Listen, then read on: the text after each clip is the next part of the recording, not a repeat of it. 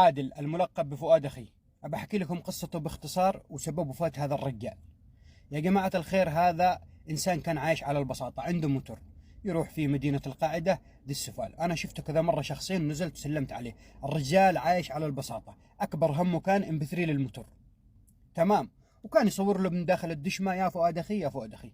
أصحابنا عبادين اللايكات والترندات شافونه كذا، استقطبوا له وين؟ للرياض. وأوهموه بمستقبل، بدو دخلوه الظاهر عمره، ورجع سافر، رجعوا أرسلوا له تأشيرة. تمام. ودخلوه عيشوه بأوهام الطموحات والقصور والسيارات، وآخر شيء وبعد ما استغنوا عنه تركوه يصارع عناء الغربة لحاله، لا شغل ولا مشغلة. سوقوا لمحلاتهم، كسبوا لهم شوية متابعين، شوية لايكات، ورموه. الرجال خلاص دخل في صدمة، في حالة نفسية. وين الطموحات؟ وين الأصحاب اللي جابوني من اليمن؟ وين القصور والفلل والسيارات اللي كانوا يهموني فيها والأشغال؟ فعمل عملته، نقول الله يرحمه. إذا كان تودكم تعرفون من هو السبب اللي ارسل له التأشيرة. قسما بالله السبب الوحيد اللي ارسل له التأشيرة ودخله للسعودية على أساس عمل، وهو على أساس يستفيد منه بث مباشر أو ترندات أو لايكات أو تسويق لمحلات. فهذا هو السبب.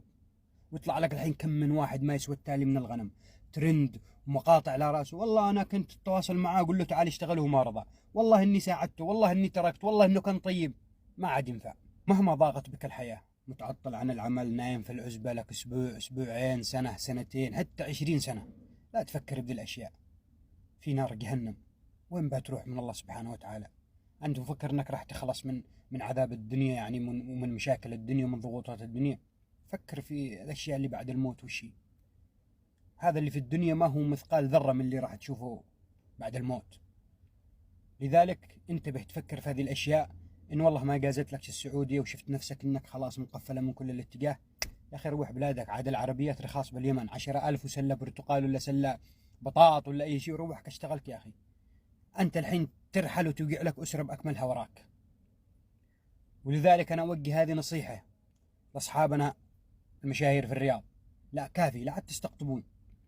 مرة معاكم واحد مريض، مرة معاكم واحد أبو شنب، مرة أي حد تشوفونه في اليمن يبدأ يضرب ترند تستقطبوه، تأخذوا حاجتكم منه وترموه مثل الزبالة وانتم بكرامة، لأنه ما فيكم خير. وهذا الرجال اللي راح علي بالحرام منه بذمتكم، مو كلكم، ولكن الناس اللي استقطبوه ودخلوه من اليمن علي بالحرام منه بذمتكم، إلين ما تقابلون رب العالمين، لأنكم ما تخافون الله. أقسم بالله إنكم ناس قذرين ورب الكعبة. احنا ما نحمل. في ناس يوجهون نقد للدبعي. الدبعي يا جماعة الخير وش سوى؟ رجال عنده محل، فؤاد أخي قال عنده للمحل، صور معاه وزاد الدبعي كرموه، قال الله يستر عليك.